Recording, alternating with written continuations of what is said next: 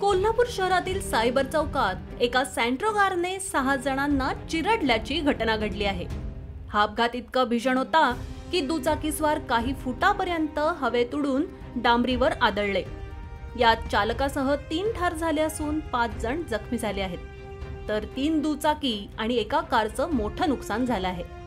दरम्यान या घटनेत आता धक्कादायक बातमी समोर आली आहे। या अपघातातील कार चालक हे शिवाजी विद्यापीठाचे निवृत्त कुलगुरू होते। अपघातात त्यांचाही मृत्यू झाला आहे। शहरातील सायबर चौकात दुपारच्या सुमारास चांगलीच वर्दळ असते। दरम्यान काही लोक दुचाकीवरून रस्ता ओलांडत होते। यावेळी सर्व वाहनांचा वेग कमी होता। प्रत्येक जण जागा मिळेल तशी वाहने पुढे नेत होते।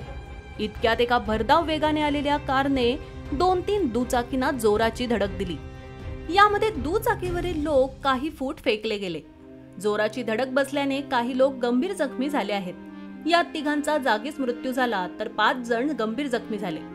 सुदैवाने यात एक चिमुरडी वाचल्याचं पाहायला मिळालं। अपघातानंतर स्थानिकांनी जखमींना रुग्णालयात दाखल करण्यास मदत केली, मात्र 3घांना मृत घोषित करण्यात आलं। राजारामपुरी पोलीस आणि शहर वाहतूक शाखेचे पोलीस वाहतूक कोंडी कमी करण्यासाठी प्रयत्न करत होते। यावेळी बघ्यांची मोठी गर्दी झाल्याने मोठा गोंधळ उडाला होता।